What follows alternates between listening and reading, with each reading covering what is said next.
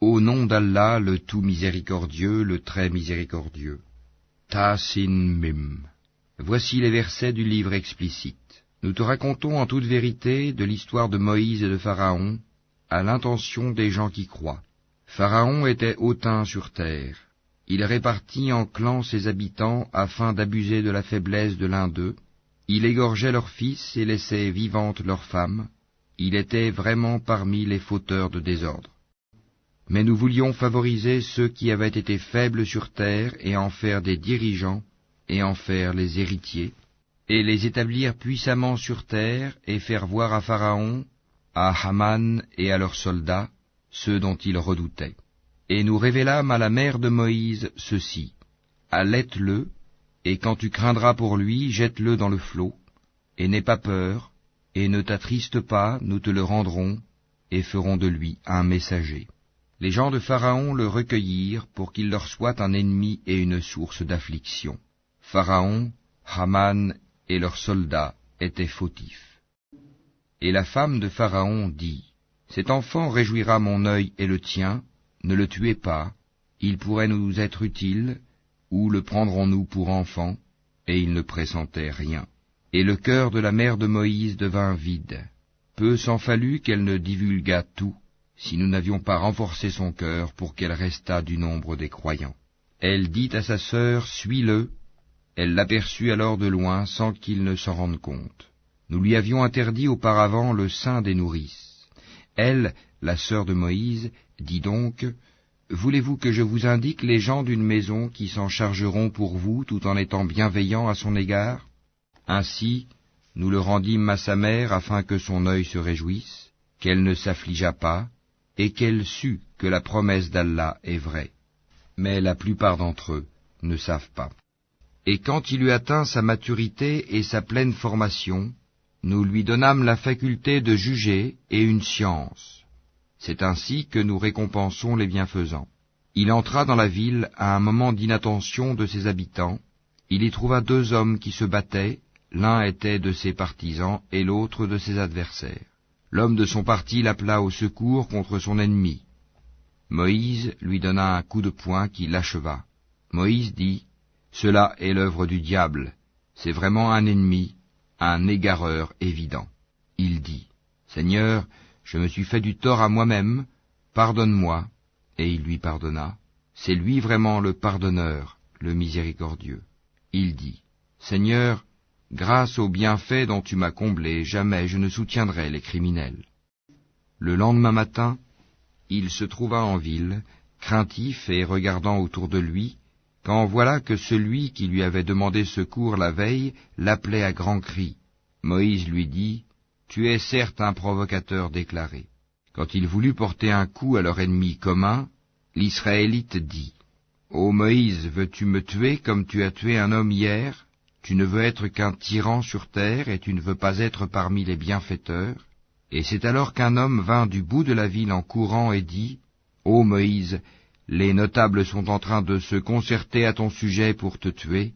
Quitte la ville, c'est le conseil que je te donne. Il sortit de là craintif, regardant autour de lui. Il dit: Seigneur, sauve-moi de ce peuple injuste. Et lorsqu'il se dirigea vers Madian, il dit: Je souhaite que mon Seigneur me guide sur la voie droite. Et quand il fut arrivé au point d'eau de Madian, il y trouva un attroupement de gens abreuvant leurs bêtes, et il trouva aussi 2 femmes se tenant à l'écart et retenant leurs bêtes. Il dit: Que voulez-vous? Elles dirent: Nous n'abreuverons que quand les bergers seront partis, et notre père est fort âgé. Il abreuva les bêtes pour elles, puis retourna à l'ombre et dit: Seigneur, j'ai grand besoin du bien que tu feras descendre vers moi. Puis l'une des 2 femmes vint à lui, d'une démarche timide, et lui dit: Mon père t'appelle pour te récompenser pour avoir abreuvé pour nous. Et quand il fut venu auprès de lui, et qu'il lui eut raconté son histoire, le vieillard dit: N'aie aucune crainte, tu as échappé aux gens injustes. L'une d'elles dit: Ô mon père, engage-le à ton service, moyennant salaire, car le meilleur à engager, c'est celui qui est fort et digne de confiance. Il dit: Je voudrais te marier à l'une de mes 2 filles que voici, à condition que tu travailles à mon service durant 8 ans. Si tu achèves 10 années, ce sera de ton bon gré. Je ne veux cependant rien t'imposer d'excessif. Tu me trouveras, si Allah le veut, du nombre des gens de bien. C'est conclu entre toi et moi, dit Moïse, quel que soit celui des deux termes que je m'assigne, il n'y aura nulle pression sur moi, et Allah est garant de ce que nous disons. Puis, lorsque Moïse eut accompli la période convenue et qu'il se mit en route avec sa famille, il vit un feu du côté du mont. Il dit à sa famille, « Demeurez ici, j'ai vu du feu, peut-être vous en apporterai-je une nouvelle ou un tison de feu afin que vous vous réchauffiez. » Puis quand il y arriva, on l'appela du flanc droit de la vallée, dans la place bénie à partir de l'arbre, « Ô Moïse, c'est moi, Allah, le Seigneur de l'univers. » Et « Jette ton bâton. » Puis quand il le vit remuer comme si c'était un serpent, il tourna le dos sans même se retourner. « Ô Moïse, approche et n'aie pas peur, tu es du nombre de ceux qui sont en sécurité.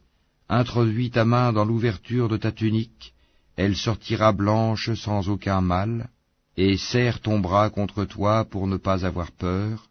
Voilà donc deux preuves de ton Seigneur pour Pharaon et ses notables, ce sont vraiment des gens pervers. Seigneur, dit Moïse, j'ai tué un des leurs et je crains qu'il ne me tue. Mais Aaron, mon frère, est plus éloquent que moi. Envoie-le donc avec moi comme auxiliaire pour déclarer ma véracité. Je crains vraiment qu'il ne me traite de menteur. Allah dit, nous allons par ton frère fortifier ton bras et vous donner des arguments irréfutables. Ils ne sauront vous atteindre grâce à nos signes, nos miracles. Vous deux et ceux qui vous suivront seront les vainqueurs. Puis quand Moïse vint à eux avec nos prodiges évidents, ils dirent, « Ce n'est là que magie inventée, jamais nous n'avons entendu parler de cela chez nos premiers ancêtres. » Et Moïse dit, « Mon Seigneur connaît mieux qui est venu de sa part avec la guidée, et à qui appartiendra la demeure finale.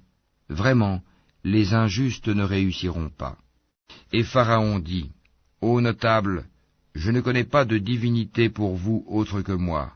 Haman, allume-moi du feu sur l'argile, puis construis-moi une tour, peut-être alors monterai-je jusqu'au Dieu de Moïse.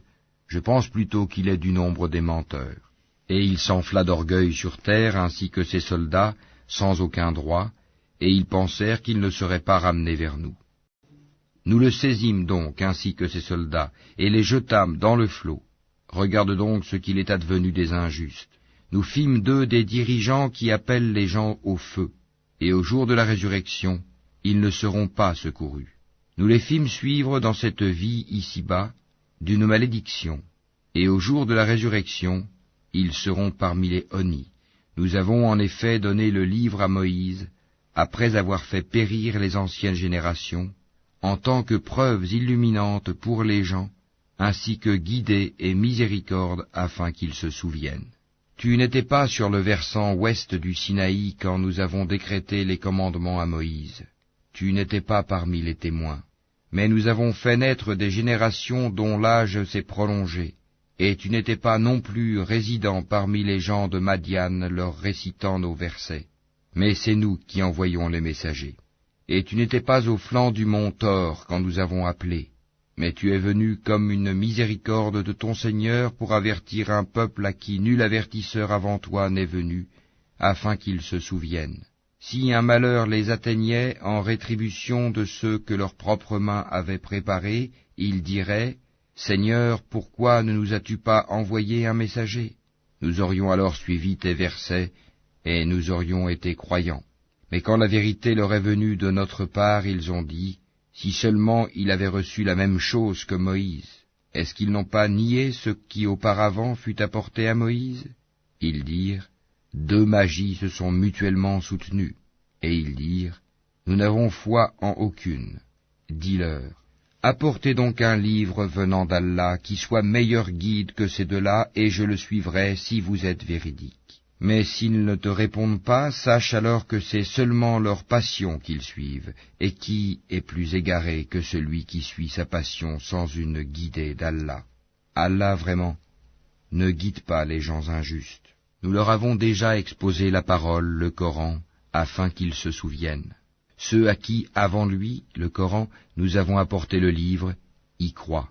Et quand on le leur récite, ils disent, nous y croyons, ceci est bien la vérité émanant de notre Seigneur, déjà avant son arrivée nous étions soumis.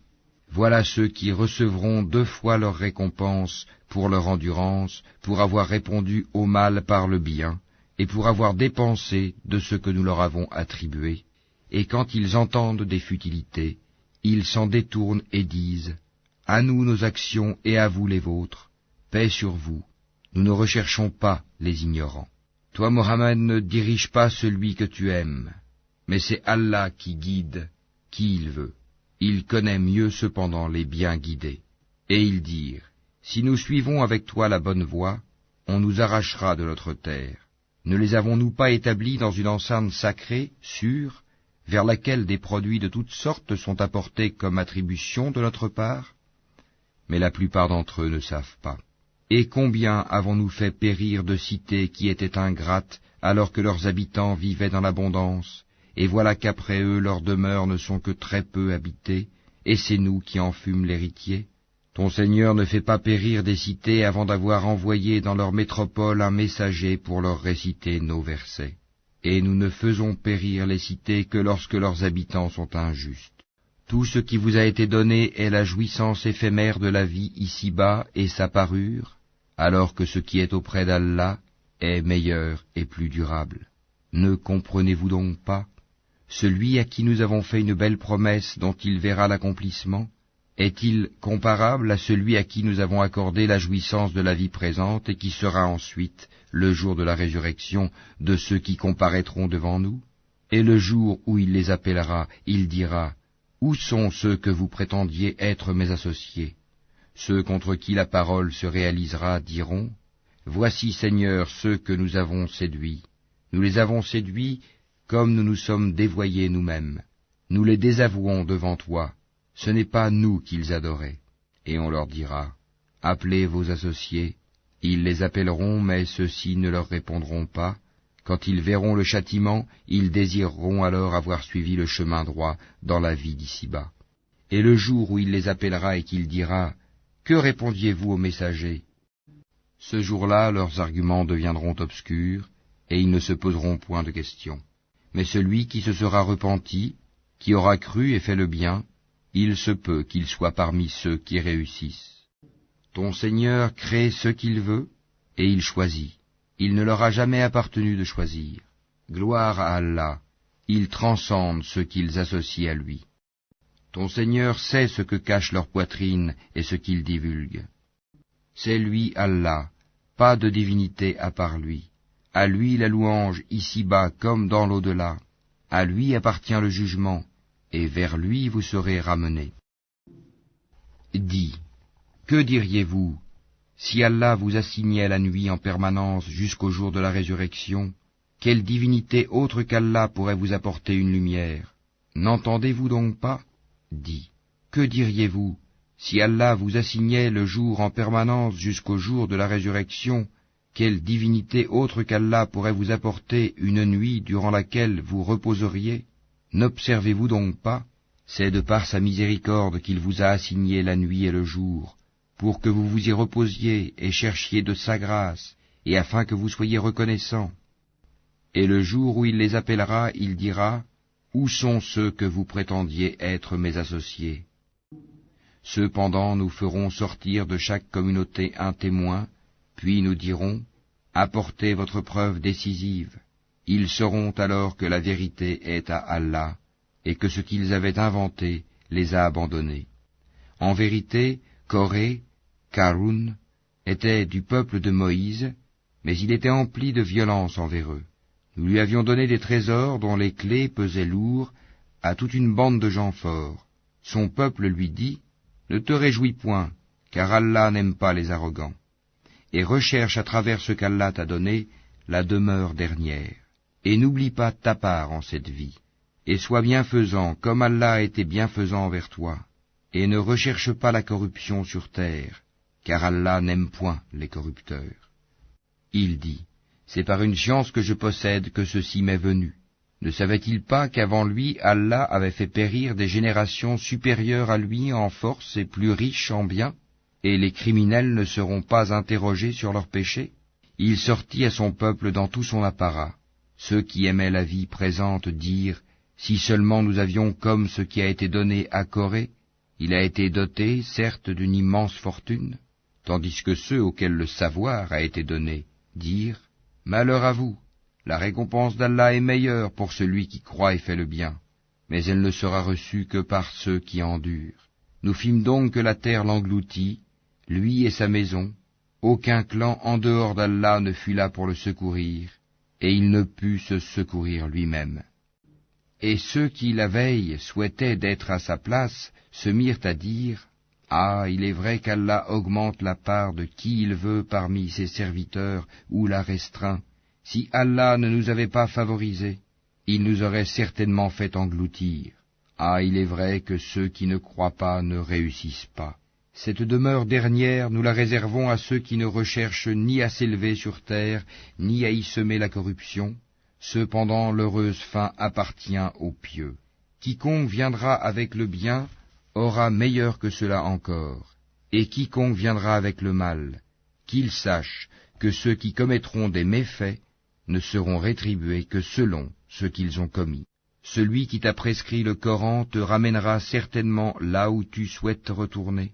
Dis, mon Seigneur connaît mieux celui qui a apporté la guidée et celui qui est dans un égarement évident. Tu n'espérais nullement que le livre te serait révélé. Ceci n'a été que par une miséricorde de ton Seigneur. Ne sois donc jamais un soutien pour les infidèles, et que ceux-ci ne te détournent point des versets d'Allah, une fois qu'on les a fait descendre vers toi. Appelle les gens vers ton Seigneur, et ne sois point du nombre des associateurs.